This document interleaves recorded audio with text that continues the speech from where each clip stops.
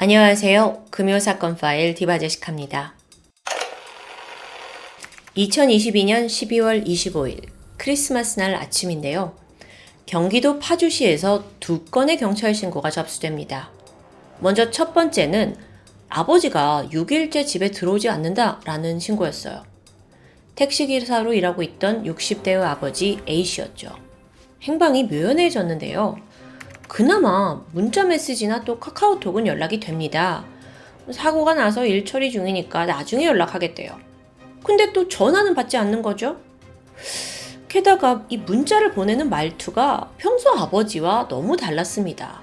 다른 사람과 대화하고 있다는 느낌? 두 번째 신고는 더 심각합니다. 남자친구 아파트 옷장 안에 시체가 있어요. 아니, 충격 그 자체인 내용이에요. 이 신고자는 무심코 고양이 사료를 찾기 위해서 남자친구 집 옷장을 열었는데 안에 시체가 있다는 걸 보고 너무 놀라서 신고를 한 정황이었죠. 경찰이 빠르게 출동을 해서 확인해 본 결과 해당 시신은 첫 번째 신고에서 실종자로 분류된 60대 택시기사 A씨라는 게 확인됩니다. 당연히 시신이 발견된 집의 거주자가 유력한 용의자가 되겠죠. 그는 31살의 남성 이기영.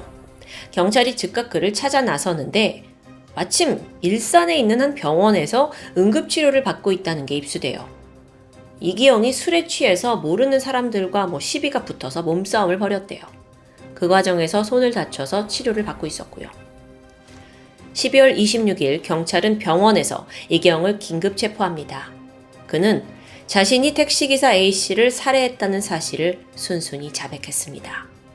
이기영의 주장은 이렇습니다. 6일 전인 12월 20일 밤 10시쯤 자동차를 몰고 운전을 하던 중 A씨 택시와 접촉사고가 났어요. 그때 처음 만난 거죠. 근데 당시 이기영은 음주 상태였거든요. 이전에도 걸린 적이 있고. 그래서 이게 일이 커질까 두려워진 나머지 A씨한테 제가 합의금과 수리비를 많이 드릴게요. 조용히 합의합시다. 라고 제안합니다. 근데 그 과정에서 A씨와 언쟁이 생겼어요. 근데 이 언쟁이 좀 커지니까 사람들 시선을 의식했는지 제안을 합니다. 여기서 저희 집이 좀 가까운데 거기 가서 대화하실게요. 돈도 제가 드리고요. 그렇게 그는 A씨를 집으로 유인하는데 성공했죠. 하지만 이기영은 집에 도착하자마자 둔기로 A씨의 머리를 내리치고 살해합니다. 이후에 시신을 옷장에 넣어서 약 5일간 방치한 거예요. 그러다가 우연히 여자친구가 발견하면서 모든 게 수면에 떠올랐고요. 체포가 된 이기영은 이 모든 게 우발적이었다라고 주장합니다. 하지만 정말 그럴까요? 경찰 생각도 달랐어요. 일단 이기영 수중에 합의금을 줄 만한 돈이 없거든요. 근데 애초에 왜 집으로 불렀을까? 게다가 음주로 전과도 있습니다. 누범 기간에 또 음주운전하면 실형을 면할 수 없잖아요. 어쩌면 이 상황에서 자신의 범행을 완벽히 덮기 위해 의도적으로 A씨를 유인해서 살인했을 가능성이 있다는 거죠. 이기영은요, 살해를 한 후 증거를 인멸하기 위해 치밀하게 움직였습니다. 피해자 주근이의 택시는 인근 공터에 유기를 했고요. 블랙박스 기록까지 꼼꼼히 다 삭제했고요. 그리고 나서 A씨 가족들한테 A씨인 척 문자를 보낸 거예요. 교통사고가 났는데 처리 중이다. 바쁘니까 연락하지 마라. 악행은 그게 끝이 아니었어요. A씨 카드를 가지고 약 800만 원가량 유흥비로 다 사용했고요. 또 추가로 5천만 원에 달하는 대출을 받았죠. 그러니까 불과 5일 만에 이 거액의 돈을 사용한 거예요. 그리고 이 돈은 대부분 명품을 쇼핑하는 데 썼고요. 근데 이쯤 되니까 경찰이 의심하는 부분이 있었습니다. 살인을 한 후에, 그것도 집으로 불러서 살인을 한 후에 장롱에 유기했다? 그리고 이렇게 치밀하게 처리까지 했어? 이기영의 범행에 거침이 없어 보이는 거예요. 그럼 이게 정말 첫 살인일까요? 추가 범행이 있지 않나 싶어서 경찰이 계속 조사를 하던 중 또 수상한 정황이 나왔죠. 그 이기영이 당시 거주 중이던 그 집, 그 사건 현장이요. 그의 명의가요, 다른 사람이더라고요. 이 집의 소유주는 50대 여성 우씨. 그녀는 이기영과 연인 관계였다고 합니다. 근데 문제는 이 우 씨가 8월 달부터 전혀 생활 반응이 확인되지 않는다는 거예요. 이때 경찰은 우 씨 역시 이기영이 살해했을지도 모른다고 생각했죠. 자, 이에 대해 이기영이 뭐라고 하냐면 우 씨는 8월 달에 집을 나갔다. 그리고 전혀 연락이 되지 않는다 라고 말해요. 행방을 모른다는 거죠. 근데 왜 자기 집 놔두고 이 사람이 집을 나갔을까요? 말이 안 돼요. 근데 좀 보니까 이 사라진 우 씨의 핸드폰을 또 이기영이 가지고 있더라고요. 게다가 우 씨 계좌에서 이기영의 계좌로 약 4천만 원 정도가 이체된 기록, 우 씨의 카드로 4,200만 원 정도 막 흥청망청 쓴 기록도 있고요. 사실 8월이면 한 지금 4개월 전인 건데 이기영이 그 4개월 동안 사라진 여자친구를 걱정하거나 찾아본 정황은 전혀 나오지 않습니다. 대신 우 씨 돈을 흥청망청, 그것도 유흥비랑 명품 사는 데 썼어요. 이거 너무 수상해요.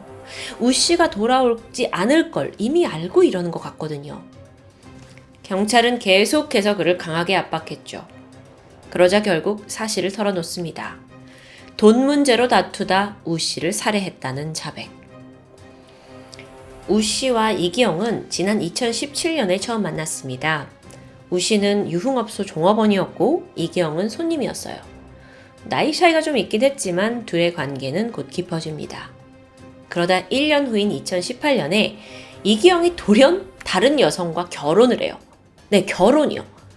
그런데 이 와중에도 우 씨와의 관계는 내연녀처럼 계속 이어간 거예요. 그러다가 시간이 좀 더 지나서 2021년 12월에 이기영의 아내가 이 모든 걸 알게 됐고 그는 집에서 쫓겨납니다. 근데 쫓겨나서 간 곳이 어디냐? 바로 우 씨였어요. 그래서 우 씨와 동거를 시작해요.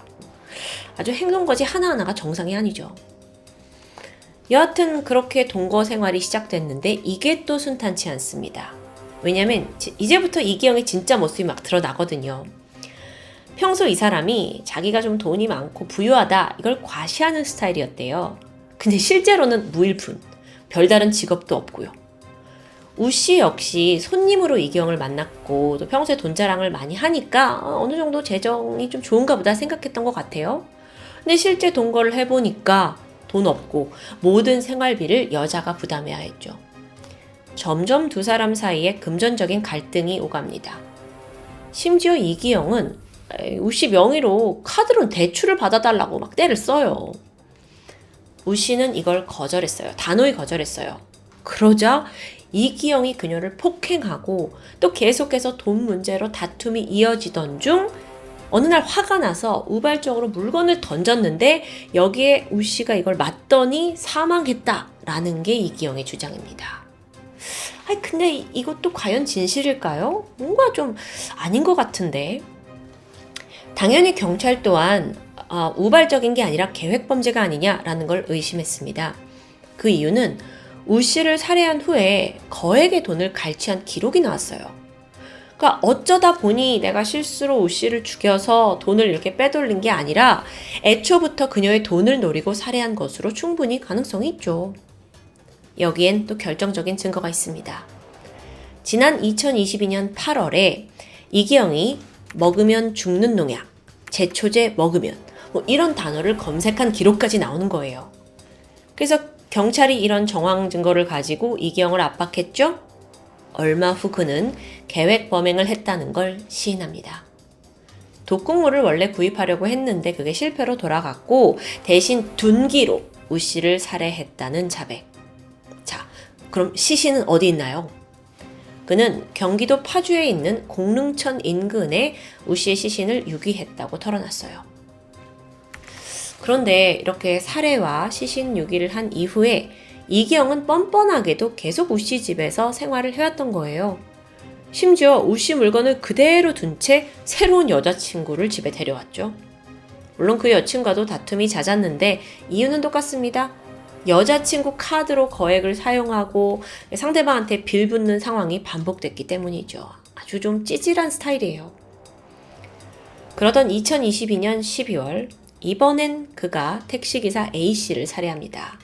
여러분 이게요. 앞서 우씨를 살해하고 고작 4개월 만의 일이었어요. 첫 살인을 저지른 후에 이게 너무 쉬운 일이라고 여긴 건 아닌가 싶어요. 그렇게 단기간에 이기영이 2건의 살인을 저지르고 반성의 모습은 전혀 보이지 않죠. 너무 죄질도 나쁘고 또 인간성도 쓰레기예요. 그러다 보니 경찰청이 결국 그의 신상을 공개하기로 결정한 거고요. 이기영에 대한 심리검사가 진행됐습니다. 그 결과 자기중심적인 성향이 두드러지는 사이코패스로 판명됐죠. 어쩐지 싶었습니다. 게다가 이런 면모를 잘 보여주는 예시가 있는데 그게 바로 이기영의 은행 거래 내역입니다. 눈에 띄는 게 아버지상이라고 적힌 메모예요. 근데 이게 사실 이기영이 택시기사 A씨를 살해한 후에 그 돈을 본인 계좌로 이체하면서 남겨둔 거죠. 남의 아버지 죽여놓고 이렇게 우롱하는 거예요. 또한 이기영은 이 순간적인 욕구를 충족하기 위해 굉장히 이기적으로 행동하는 경향도 있었습니다. 충동 조절 능력도 부족하고요. 사실 이전부터 여성들에게 굉장히 폭력적인 모습을 많이 보였다고 해요.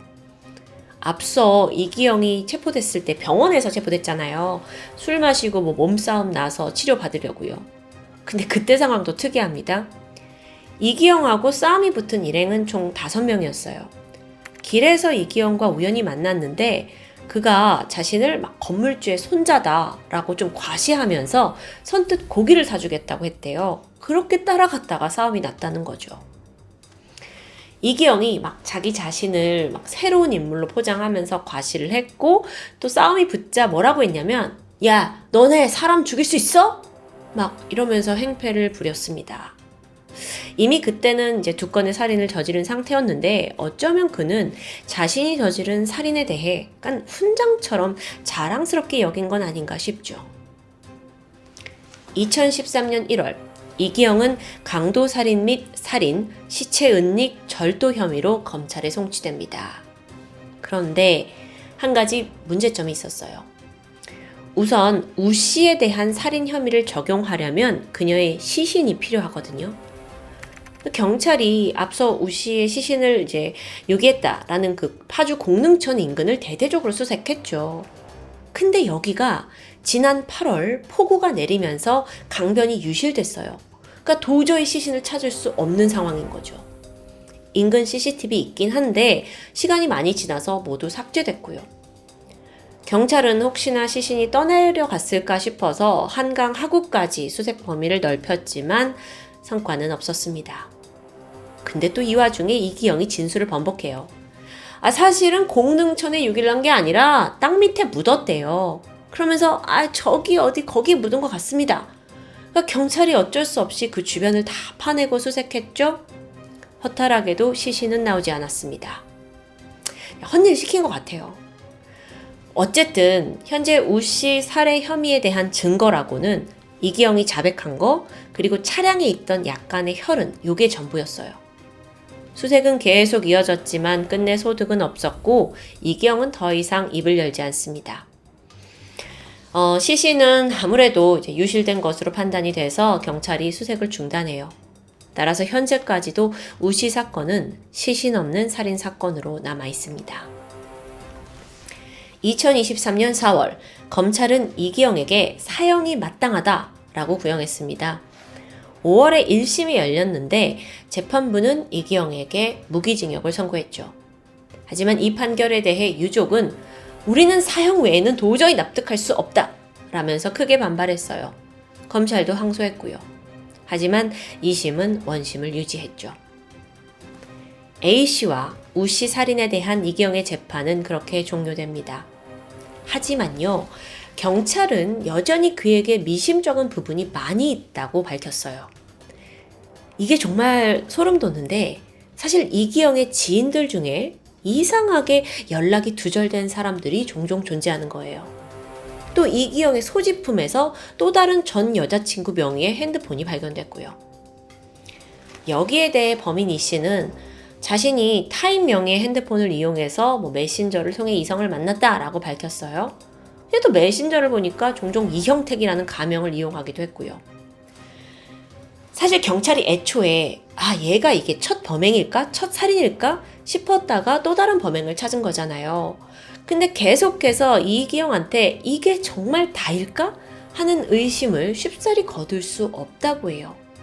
하지만 본인은 난 추가 범죄는 저지른 적이 없다라고 주장하고 있고요.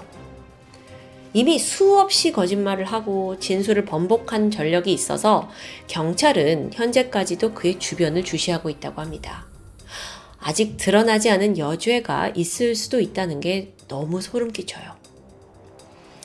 한편 죽은 A씨의 유족들은 재판 결과에 불복하며 탄원서를 제출했습니다.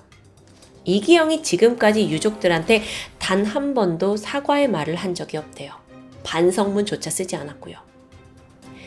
A씨의 시신은 훼손이 굉장히 심각했는데 그래서 장례 지도사가 유족들 참관을 말릴 정도였다고 합니다. 그만큼 범행이 잔혹했던 거예요.